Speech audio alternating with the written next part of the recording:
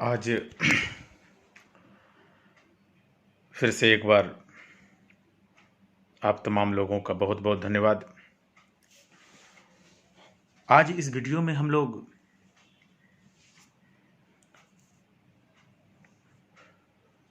कुछ प्रीपोजिशन की जानकारी जुटाएंगे और हम लोग जानते हैं कि इस प्रीपोजिशन का बहुत उपयोग है,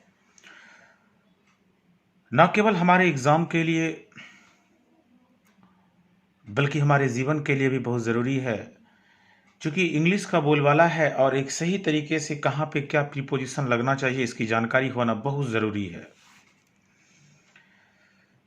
इस वीडियो में कुछ महत्वपूर्ण प्रीपोजिशन की जानकारी हम लोग जुटाएंगे और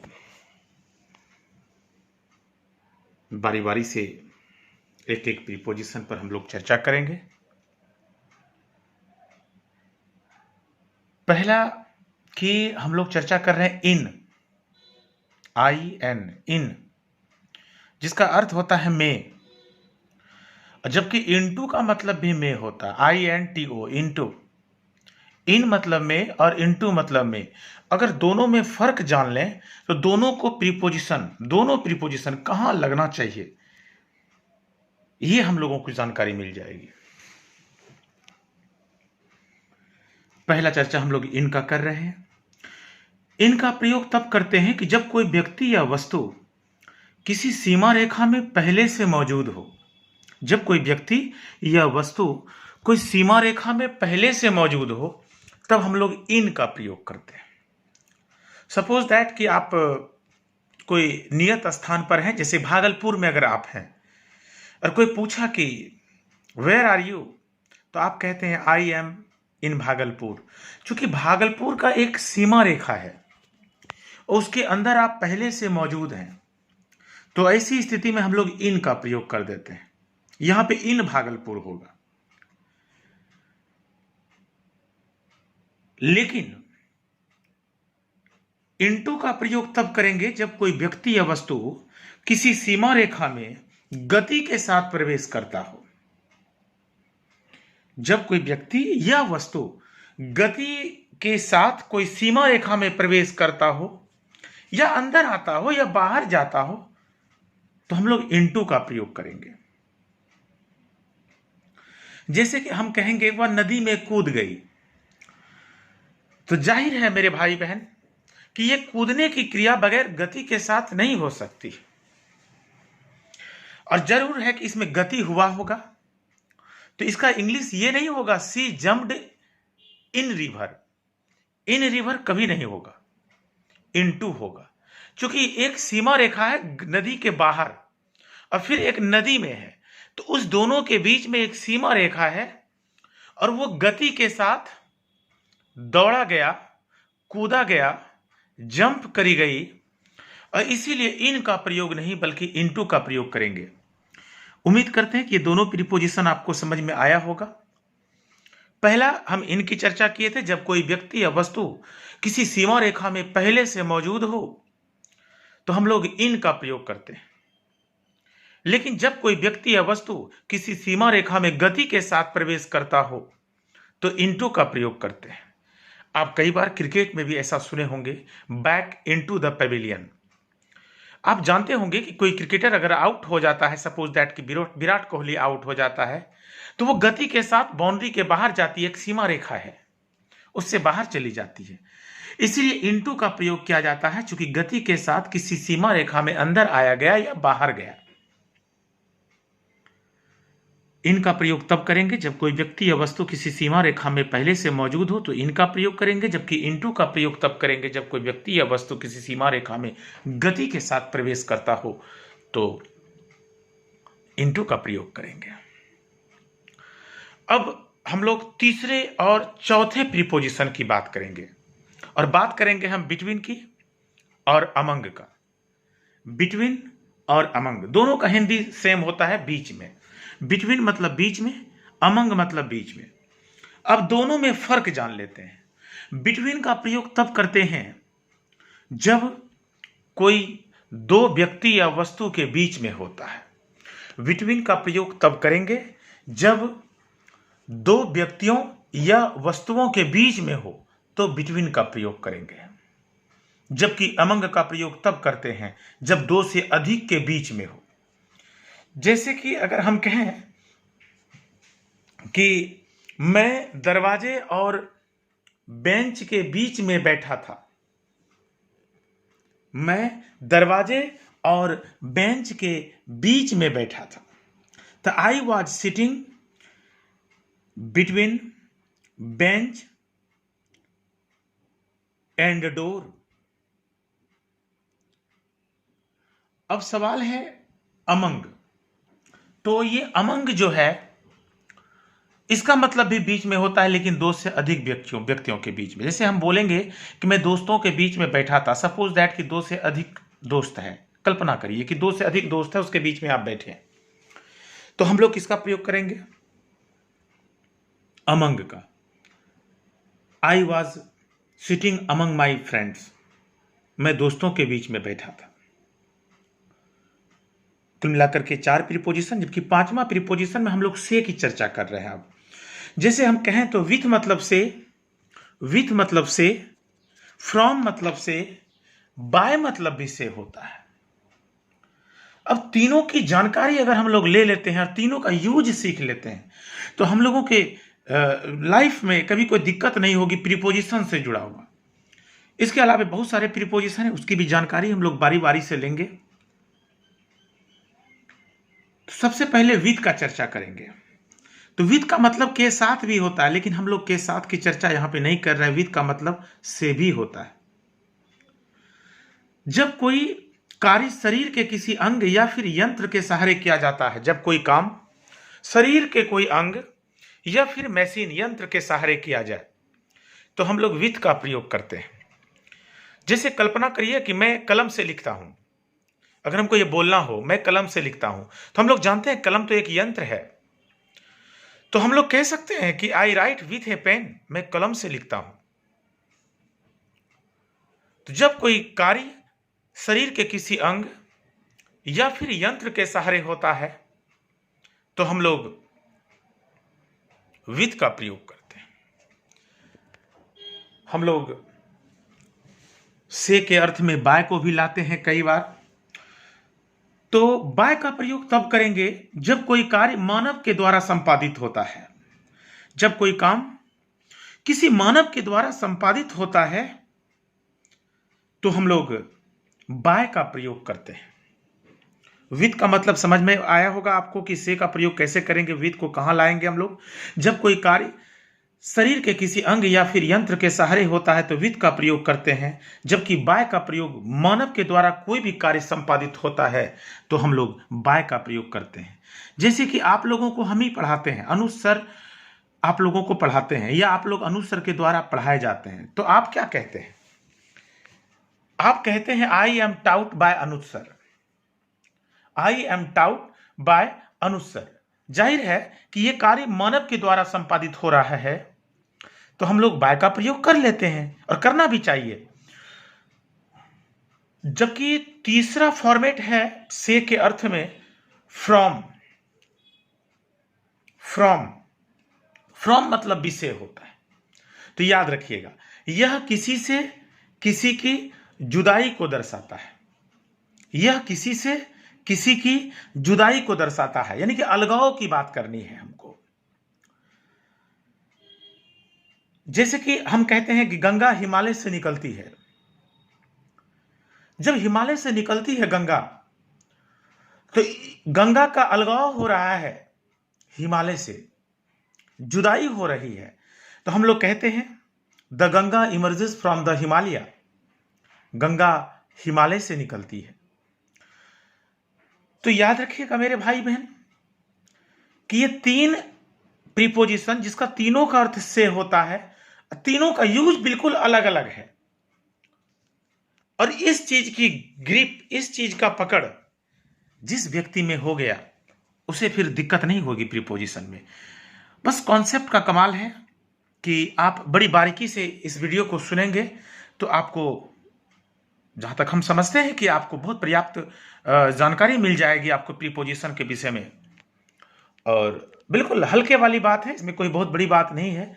इसको बस खाली गेन करना है, एब्जॉर्ब करना है, तो बहुत आप तरक्की कर जाएंगे। प्रीपोजिशन एक हथियार के तौर पर आपका, एक स्टूडेंट का जो एक हथियार होता है वो आपका बन जाएगा।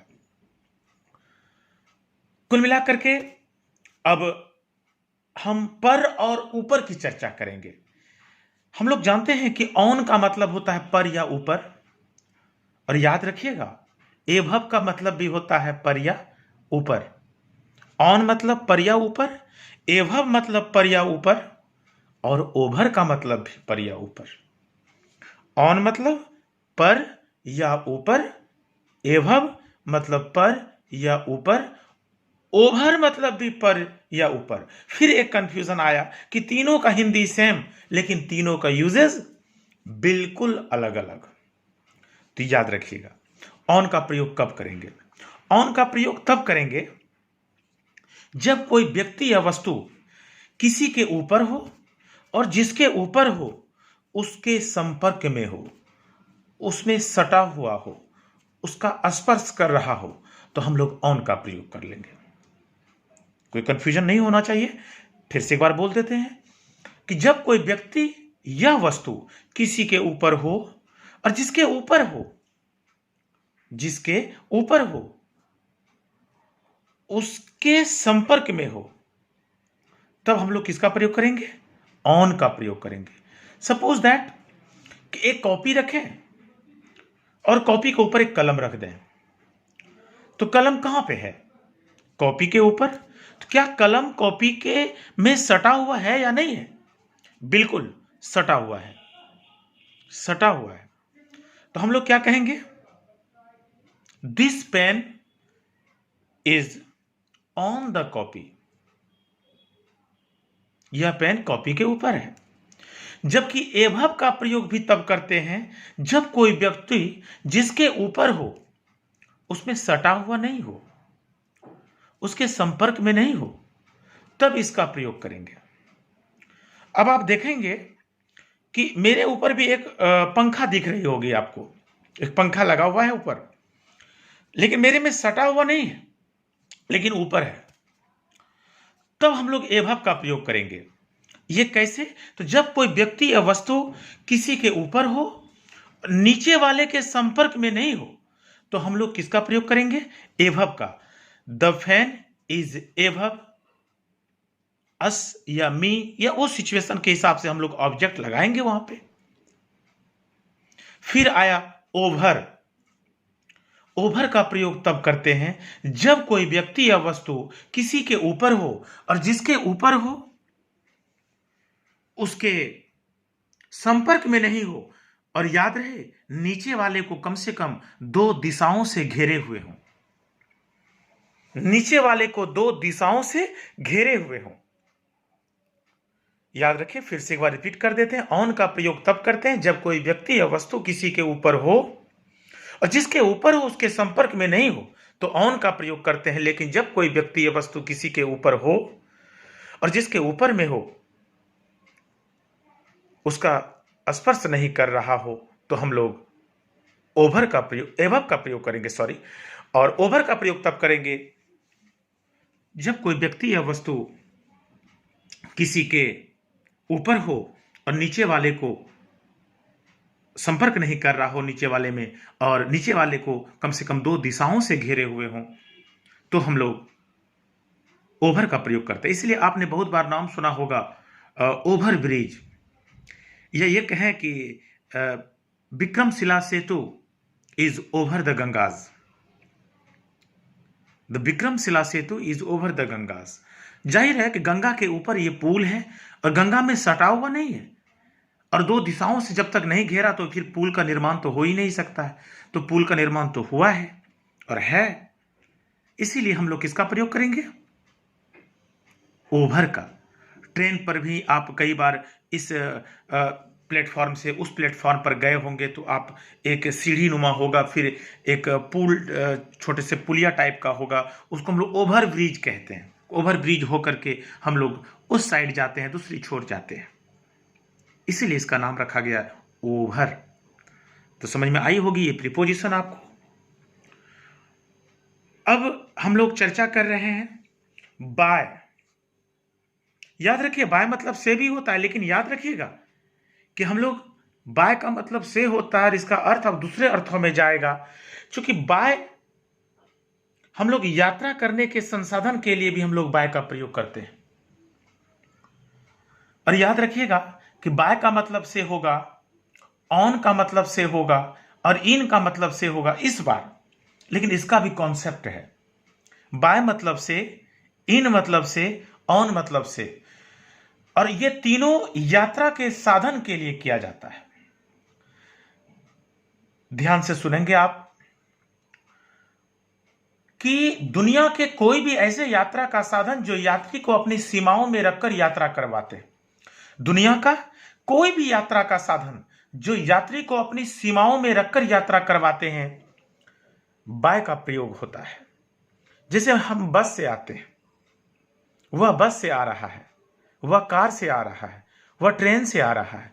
तो जाहिर है कि हम लोग बस से आते हैं, कार से आते हैं, ट्रेन से आते हैं, तो हम लोगों का एक वो गाड़ी की एक दायरा है, उस दायरे के अंदर में हम लोग बैठ करके आते हैं या खड़े होकर के आते हैं, उसकी एक सीमा रेखाएं हैं, उसके अंदर होकर के आते हैं, इसीलिए बाय का प्रयोग होता है। और याद रखिए कभी कभी ऐसी स्थिति में यात्रा का साधन ऐसा हो जो यात्री को अपनी सीमाओं में रखकर यात्रा करवाते हैं, बाय लेता है। लेकिन कभी कभी इन का प्रयोग भी हो सकता है, लेकिन ऐसा कब? अधिकांश बाय का प्रयोग होगा, इसमें कहीं कोई संशय नहीं है, कहीं कोई दुविधा नहीं है। लेकिन इन का प्रयोग भी हम लोग कर सकते हैं, लेकिन तब जब यात्रा का कोई ऐसा साधन जो यात्री को अपनी सीमाओं में रखकर यात्रा करवाते हैं, और यात्रा का वह साधन व्यक्ति जो यात्रा कर रहा है, जो यात्रा करने वाला है, उसका वो अपना हो, यात्रा करने वाला का वो निजी संपत्ति हो, तब हम लोग बाय का प्रयोग ना कर बल्कि इन का प्रयोग करने लगते हैं। जैसे कि हम अपने गाड़ी से आ रहे हैं या आप अपने गाड़ी से आ रहे हैं, इन ऑन कार होगा या इन कार होगा। और ऑन मतलब ओ ऑन नहीं, ओ डब्ल्यू एन, ऑन मतलब अपना, ओ एन ऑन नहीं कर रहे हैं हम लोग। ऑन इसके पहले चर्चा किए हैं कि यात्रा का कोई ऐसा साधन जो यात्री को अपनी सीमाओं में रखकर यात्रा करवाते हैं, ऑन का प्रयोग करते हैं, बाय का प्रयोग करते हैं। और जबकि यात्रा का कोई ऐसा साधन जो अपनी सीमाओं में रखकर यात्रा तो करवाते हैं, लेकिन यात्रा करने वाला का वो अपना हो, तो ऐसी स्थिति में हम लोग इन का प्रयोग करते हैं। और याद रखिए ऑन, ओ एन, ऑन का भी प्रयोग हम लोग कर सकते हैं, लेकिन इसके लिए कंडीशन अलग है, इसके लिए परिस्थितियां अलग है कि यात्रा का कोई ऐसा साधन जो यात्री को स्वतंत्र तरीके से यात्रा करवाते हैं, यात्रा का कोई ऐसा साधन जो यात्रा करने वाला यात्री को उन्मुक्त रूप से यात्रा करवाते हैं।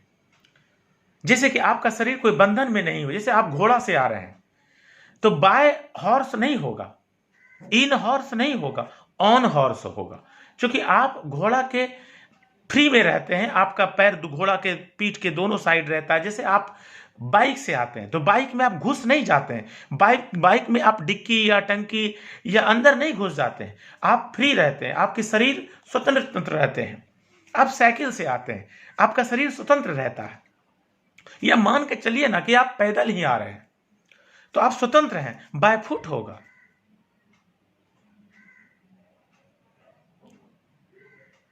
ये तीनों का मतलब भी से होता है, बाय मतलब से, इन मतलब से, ऑन मतलब से। उम्मीद करते हैं कि ये तीनों चीज की जानकारी आप लोगों को मिली होगी। और बहुत सारे प्रीपोजिशन अभी और भी हैं, जैसे कि हम लोग कह सकते हैं कि अबाउट। अबाउट का चर्चा हम लोग सेंटेंस पर डिपेंड करता है। अबाउट का मतलब के बारे में भी होता है, अबाउट का मतलब के बारे में भी होता है। जैसे कि अगर हम कहेंगे कि I am talking about Anuj sir, मैं अनुज सर के विषय में चर्चा कर रहा हूं, जबकि अबाउट का मतलब लगभग भी होता है। ये दोनों अर्थ में होता है। अब हम आ रहे हैं कि कोई चीज निर्माता वस्तु, कोई निर्माता वस्तु फ्रॉम मतलब से होता है, हम लोग जानते हैं। ऑफ का मतलब का होता है, ये जानते हैं हम लोग, लेकिन ये भ्रम है। ऑफ का मतलब से भी हो जाता है। फ्रॉम मतलब से, जब कोई निर्माता वस्तु, निर्माता मतलब जो बनाने चला था, जब कोई निर्माता वस्तु किसी वस्तु के निर्माण में अपना अस्तित्व समाप्त कर ले और दूसरे वस्तु का निर्माण कर ले, जब कोई निर्माता वस्तु अपना अस्तित्व समाप्त कर ले और दूसरे वस्तु का निर्माण कर ले, तो फ्रॉम का प्रयोग करेंगे। और याद रखिए, ऑफ का मतलब भी से होता है। जब कोई निर्माता वस्तु अपना अस्तित्व बनाए रखते हुए दूसरे वस्तु का भी निर्माण कर दे, तो ऐसी स्थिति में हम लोग फ्रॉम का प्रयोग नहीं कर ऑफ का प्रयोग कर लेंगे।